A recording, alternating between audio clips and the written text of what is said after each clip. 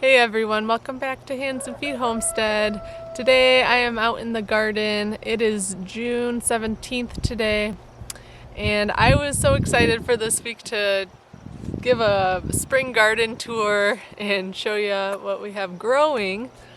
But we had a little bit of a tragic event this week. We lost pretty much all of our warm season crops, all of our warm season plants. Anything that's tender to a frost, that can't handle a frost, it looks like it's all gone. So we had June 15th, 2 days ago, we had a frost. I can't believe it. I cannot believe it. That's like really crazy late. We've lived here for 7 years now, and usually it's around May 10th is our last frost date. This year actually we've just had a very cold spring to start, and I was so busy with getting our chickens processed and taking care of all of that I felt so behind on getting everything planted out in the garden. So I was feeling really behind, and it turned out that it was a blessing that I was so busy with it and I couldn't get things planted out. Because it looked like it was gonna be okay. It was still cool, but didn't look like it was gonna have any more frost. And then on May 30th, we had a frost. And I was like, oh wow, well, I'm so happy I didn't plant everything out already. And actually, previous to that, around May 15th, back up a minute, May 15th, around there, I started hardening my tomatoes off and things like that. So I had them outside of the greenhouse, getting used to stuff, and then one night, it just got down to freezing, and I didn't look at the weather.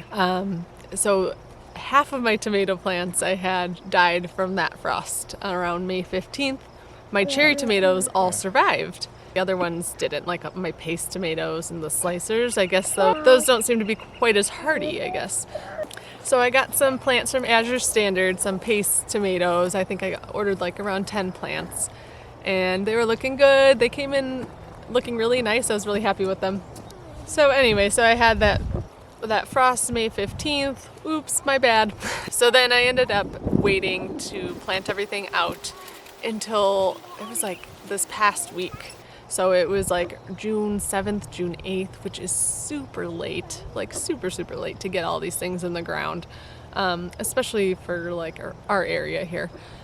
So just all last week I was just rushing to get everything in, the tomatoes, peppers, cucumbers, pumpkin, squash, all of those things, all the heat-loving plants, melons, and I was working to get those all in. Everything was looking so good. It took a lot of time, and then 2 days ago we had a frost on June 15th, and I'm gonna show you, I'm gonna give you a garden tour today. And show you all the damage. We still have our cool season things that don't mind a frost, so that's a plus. So I just came out here to assess the damage. I'm like, I'll just leave things in the ground and see if they recover. Maybe they will, maybe they won't, but after looking at it today, it doesn't look very promising. And at this point, I think it would probably be a waste of time to try to reseed these things in the ground. Maybe cucumbers would be all right. Maybe, but I don't know if it's really worth it. So that's a huge bummer, very big bummer. I'm gonna go ahead and give you a tour of the garden anyway, and we'll see what we have growing. I'll show you the spring stuff and show you a little bit of the damage that we had. All right, let's go. So these are potatoes, which these thankfully I'm sure will be just fine because they're potatoes. When we had our frost before on May 30th, the same thing happened. You see the frostbite. And then a few weeks later, they looked totally green again and they recovered totally fine. So I'm not worried about potatoes. We'll still have hopefully a good potato harvest. So that'll be good.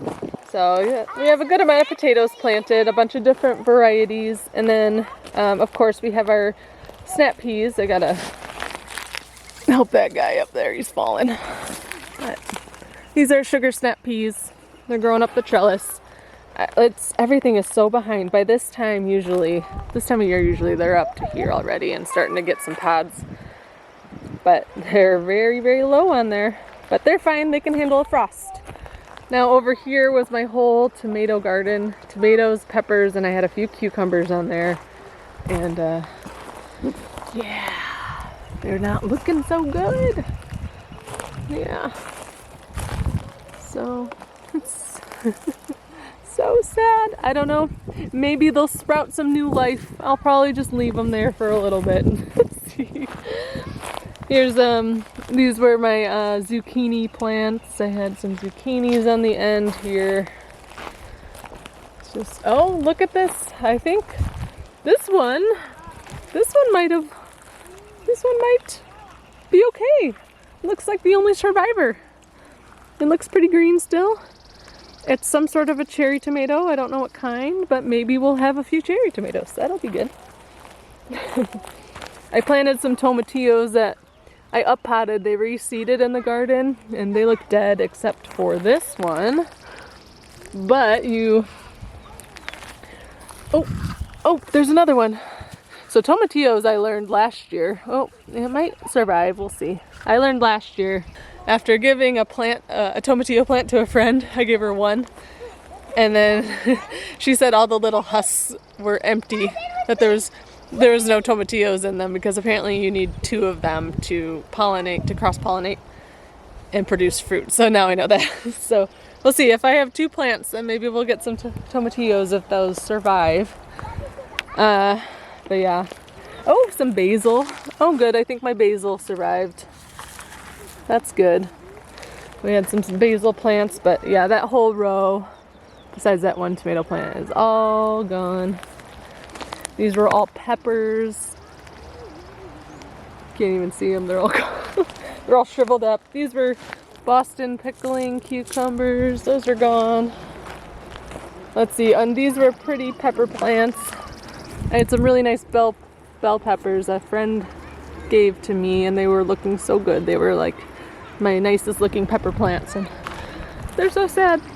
They're dead. Oh, I see green under here. Let's see. Oh, maybe that'll recover. We'll see. We'll leave it. And then along here was all the ones I ordered from Azure. I had some Roma tomatoes, and you know, I don't know.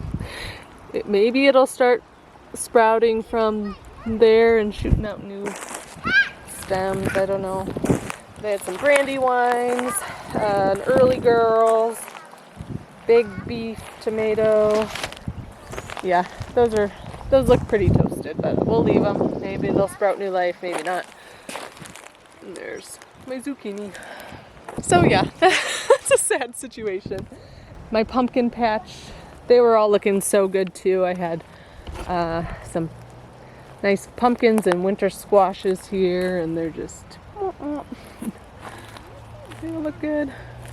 I had some sweetmeat, some Gerardelle. Oh my, look though. Look, look, look. I have one pumpkin plant that survived. The Gerardelle. It was, so look how much smaller this plant was. Can I see? Yeah, oh. Come see. See, look, it's green. It's exciting. It's exciting, yes. Can I see? Yeah. We have to take extra good care of this pumpkin plant because it's our only survivor.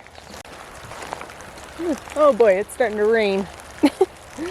So I have one pumpkin plant that survived. That's the Gerardelle, which I've grown in the past. It's this really big, beautiful gray pumpkin. I really liked it. It was very tasty.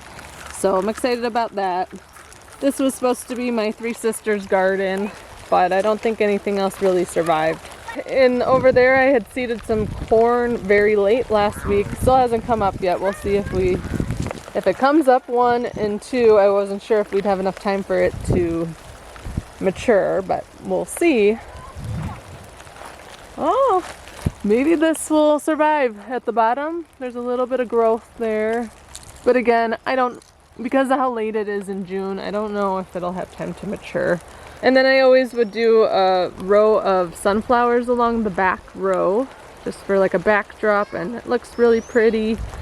And such a weird year. I usually have sunflowers just growing everywhere, reseeding everywhere, and then I up-pot them or I dig them up, transplant them right there, and then I have all my sunflowers growing. But I didn't have that many this year, and it was such a weird, slow year.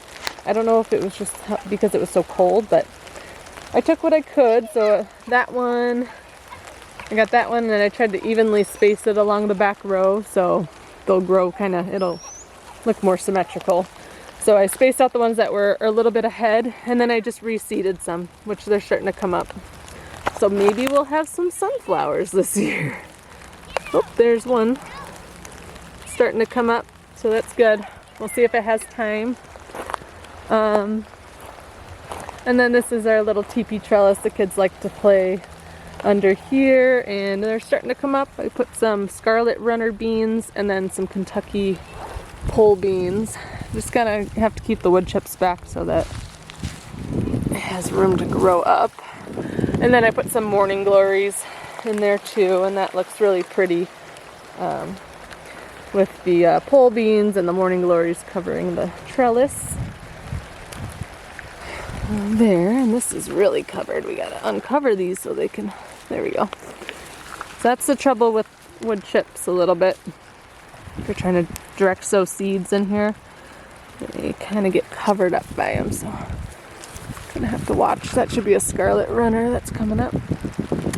So maybe that'll look good, we'll see. Over here is the other part of the corn and the Three Sisters garden that I usually plant. But one, it doesn't get great sun over there, so I decided it's not that worth it to plant with that kind of stuff. And two, I have my raspberry patch that's still taking over my garden. I transplanted a whole row over there, and then I plan to put a whole nother row right next to it this fall. Hopefully I'll get to that, and hopefully get this out of this garden eventually, because it's taking over. So I have raspberries just kind of taking over this garden too. So I just didn't really want to waste any time planting in here. So I'm gonna be putting a tarp over here, and then I have some elderberries I have planted somewhere else on the property, and I'm just gonna plant those along the end here just to give us a little natural screening. So anyway, that's our perennial garden. That's our raspberries, any of our perennial flowers and herbs and things like that. So those all are doing good. Valerian flower. We have some hyssop, Shasta daisies, some comfrey, some tea plants I have, Korean hyssop over there, and just herbs. And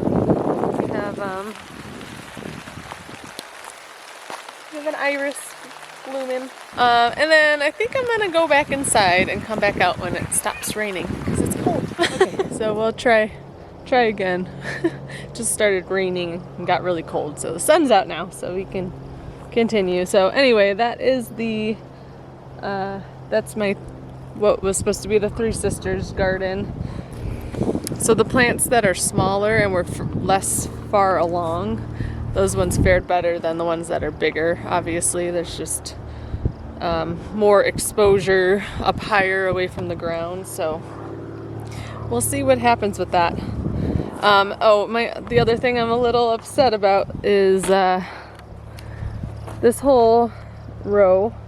These are June-bearing strawberries, and of course they send out runners and kind of take over things, and I'm going to let them do that again this year. But then I'll probably move some black tarp to keep them contained. But I decided I wanted right here in the middle a nice like focal point. I put all my different colored zinnias there. It's right in the middle in front of the teepee trellis, and I wanted it to be this nice little focal point. I've done that a couple of years ago. I had a whole row of them just in that far row over there, and I loved looking at that. So I was so excited about having this here, but yeah, they look pretty bad. There's one. I think we might have one. One might do something. There's one left. We'll see. But the ever-bearing strawberries have just started coming in. I got some strawberries for you. You got some strawberries? All right. That's good. Let's see. Wow, you got a lot of them. Nice. At least we have strawberries, right? Yeah. Yeah. Yeah, the girls like to come out and pick the strawberries while I'm working out here, so that's a fun little snack, built-in snack for them. And then the June bearing are starting to flower, so we'll see if we get them in June. Maybe they'll be in July this year, because everything is just taking longer this year, because man, it's been cold. It's been a cold spring. And then I have chocolate mint that is taking over here, and I need to start trying to rip some of it out, which I knew this when I planted it, but I didn't listen to myself. If you're going to plant mint in your garden, it's a good idea to just do it in a container or bury your container in the ground so that it doesn't take over. It wants to go everywhere and go into every other row, and I just continually have to rip it out.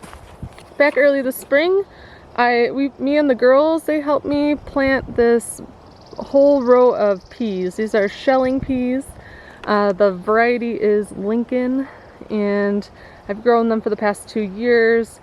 And this is all of our home saved seed. I planted a bunch, and I was able to save the seed the past 2 years, and so that's worked really well for us. Peas is one of those things that are super easy to save if you want to start seed saving. That and beans are one of the easiest things to do. But they're looking good. Peas don't mind cold weather, so that's good. We have a lot of those. And then this is all cilantro that's growing in between there.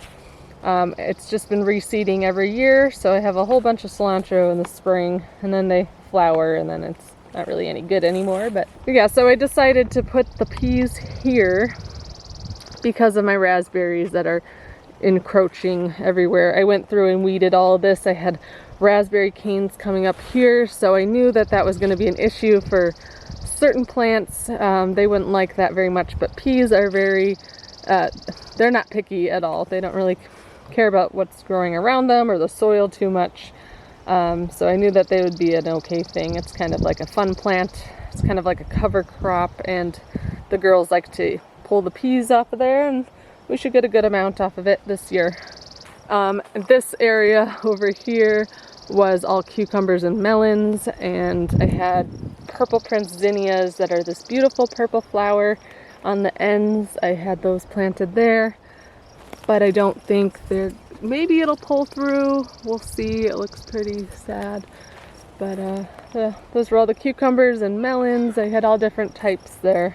Oh, we had asparagus this year, and I need to weed this area and put some compost down and everything. It doesn't look that pretty, but we had some real good asparagus stalks coming up this year. I planted this back in 2022. So we harvested just a few spears this year, and it was so good. They were so good. If you've never tried asparagus from a garden, you have to try it. Find someone who has some and see if you can get a spear. I'm one who grew up never liking asparagus, and then somebody gave me some from their garden, and it was so juicy. It was like water coming out of it. It was so good. And Hannah tried some, Selah tried some. My older 4-year-old, it was like her favorite thing, and it was really hard for her to not keep picking them, but she did a good job. It takes such a long time to get asparagus started in your garden, so that's one of the first things that if we ever were to move, I would get that started right away. Or if you're starting your garden, make sure you get your perennials and things like asparagus started, because they take a while. So I planted a whole nother row of it right here, and you can see the little ferns coming up. I need to get these staked, so they get really tall and we don't want them to break and bend over, so I need to get them staked up and wrapped with some twine. And then this was like our little sitting area, which I had an umbrella here.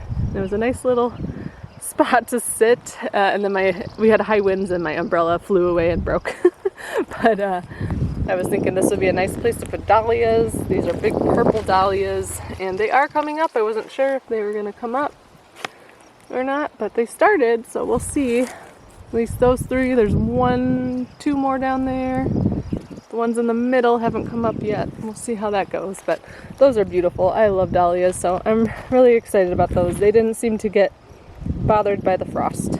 So we've been working really hard this spring getting our raised beds put in, and I'm very excited to have those. If you've watched any of my previous videos about our garden, you'll know all about our vole issues that we've had, eating our plants, eating the roots. So we're gonna slowly start putting more raised beds in, but we wanted to get 6 in this year, and we got those in. And we have the hardware cloth put underneath so that the voles can't come up and eat the roots or pull the plants down like we've had. I've had, especially my garlic, they really liked taking out my garlic every year. So I have all my garlic here in a raised bed. Again, everything's a little bit behind this year. They could use some more fertilizer, I think. I had 2 different varieties here, which this one just seems to be a smaller variety. That was the Spanish Roja. And then this one was, I gotta remember the name of it.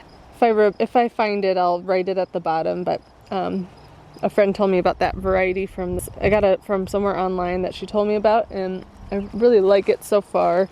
They are starting to, let's see, just the scapes are just starting to form right now. So after they're formed, there's one.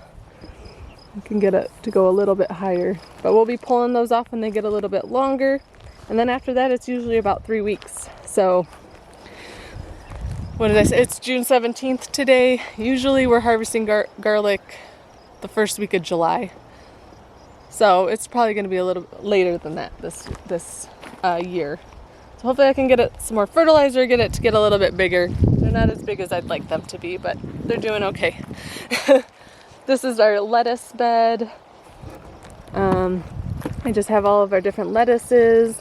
I've been saving my own lettuce seed for the past couple years, so it's just a mix of different varieties. I really like heirloom seeds, and I can just sprinkle them and start them, and then I have a nice variety of different types.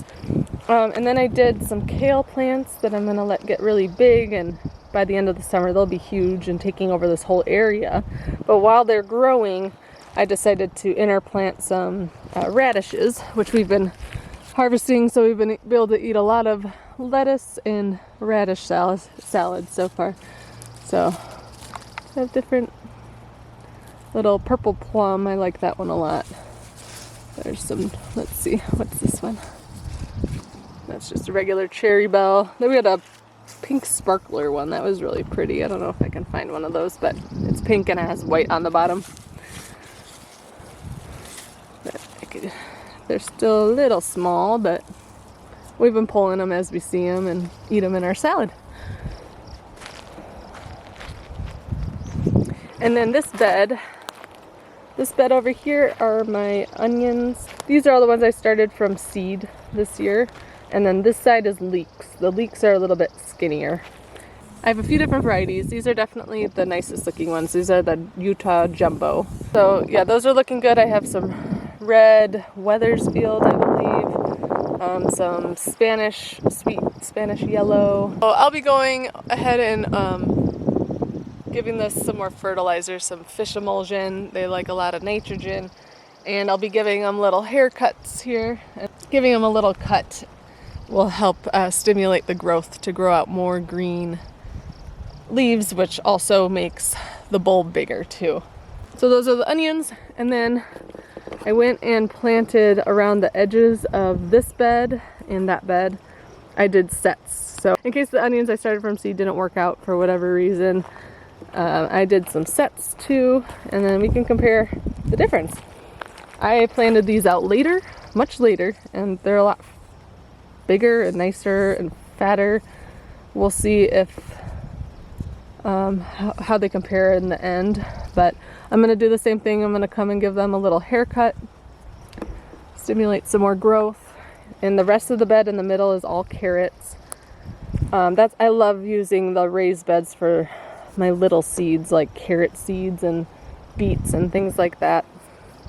It's just easier with the wood chipping and everything. That's great for big plants to be able to pop in, but that would be kind of hard for the carrots to grow in it, so I'm really liking the raised bed for that.